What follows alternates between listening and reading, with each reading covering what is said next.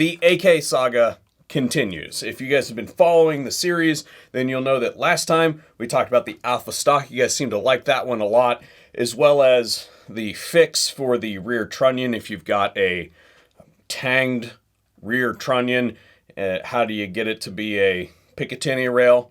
They've got a fix for that. Obviously couldn't show you how to install that because YouTube would be mad. Today we're talking about the front end, and what we have here is the new Midwest Industries Alpha Handguard, and this actually comes in two variants. There's the one that you see here, which is what I'm going to call the short variant, and it fits inside of the stock hardware, if you will, of your AK, and it's really useful for things like, say, this combination front sight tower vertical gas block.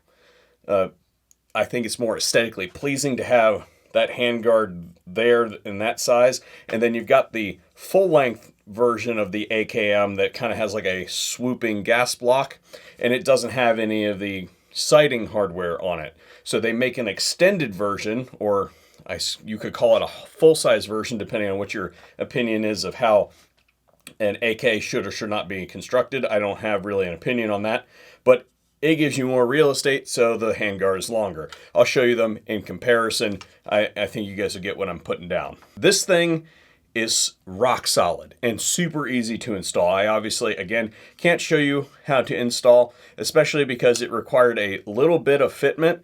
And the last time I showed any tools on this channel, I literally got a strike.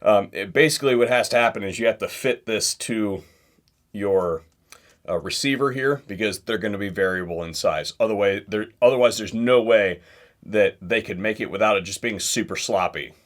Now, what I will say is, having had the previous iteration of the Midwest Industries handguard, I do like this one quite a lot more. And the reason why is because this no longer has a block that clamps onto the barrel. The handguard that Midwest, and they even may still make it, I'm not entirely sure, but that handguard that I just showed you attached to the barrel by clamping around it. This does not do that. This floats between the receiver and the retaining ring on your barrel. You no longer have a giant heat sink here to grab a whole bunch of heat and transfer it to your hand. So we're going to test this here in a little bit. We're going to go out to the range, but I'm optimistic about that, especially because this handguard includes quite a substantial heat shield inside of that handguard, which is very nice. Now, as far as other features are concerned, we have our sling attachment points on either side, of course, lots of M-lock, and then it also has an integrated Picatinny rail here. Mount a low-rise optic right there. You have the option to do that, and on either side of that Picatinny rail are some heat vents. If you're not familiar with the anatomy of the AK, it's gonna want to vent its heat up this direction, and hopefully with the way that this is cut out, it'll allow that heat to free flow around the optic instead of acting like your stove burner. But wait, there's more. Indeed. So what we have here is an attachment that augments the existing rail. So if you don't want to do the really far forward optic, then there is this additional attachment that mounts the optic farther back, does not interfere with your dust cover, and mounts it low enough that you can still get a co-witness, lower third co-witness with your iron sights. I happen to be using the XS AK setup for this particular rifle, and I can see that just fine through this optic. Now, that is with the T1 pattern optic mount. This piece basically can come out, and you can have either a pick rail if you want to mount a pick rail mounted optic, or this is a specific T1 pattern. This attaches really robustly. There are steel mounts that go down inside the handguard, and then it's M-lock on either side. And this thing is right. Surely not right out of the box that we're gonna hit anything with this, because this optic was on a different rifle, different caliber, and I even changed the mount. So, plus this ammunition, I believe this magazine was riding around the back of my truck. So it's been rained on at least a couple times. So we're gonna stack all the factors, so to speak. But if we hit something, we'll have something fun to talk about, right? What? So let's talk about accuracy concerns for a second, because I guess I can sort of piece together kind of how this argument could go against this. I've got an optic mounted to a thing, mounted to another thing, mounted to another thing that is clamped between the retaining ring and the receiver. Got it. Junctioning tolerances is a thing. My question is, if I get this thing going, does it shift around at all? And if it does shift around, how much of an impact does that have on accuracy? So what we're gonna do is a very simple test. I'm just gonna shoot 3 rounds on that piece of steel down there that I just repainted.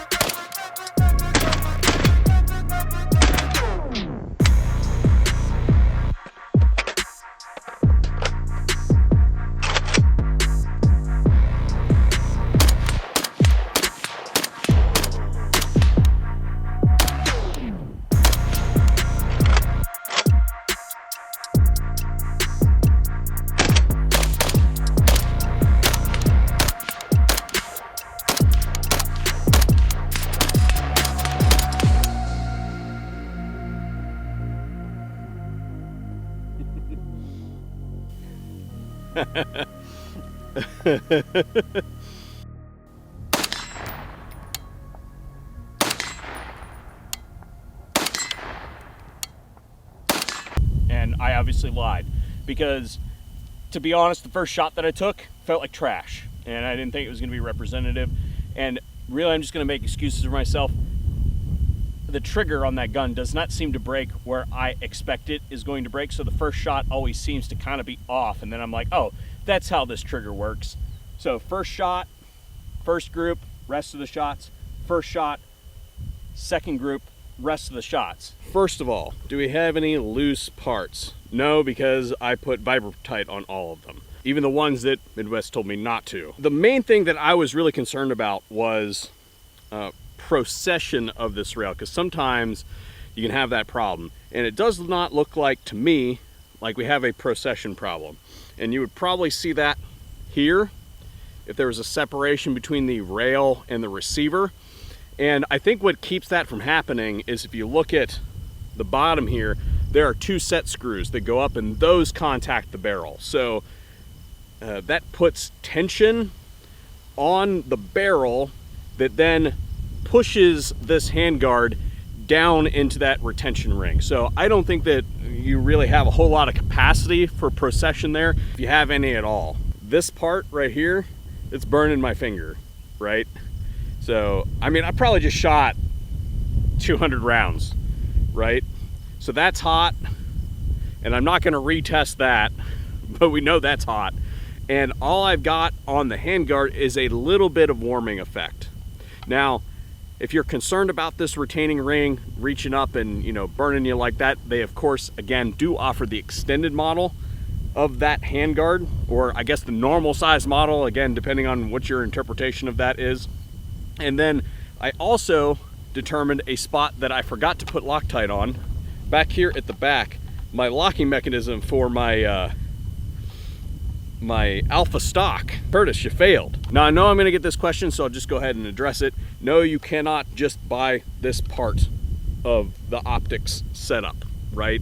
I know that this is really attractive looking and that people are gonna want this, but in order for it to be compatible, it's only compatible with their Alpha Series rail, because again, it's not just as simple as taking an aluminum tang and running it all the way back like that. It's got pieces of steel that stick up like this to support it, and then it clips into the M-lock, and then it's properly supported through all of this up here.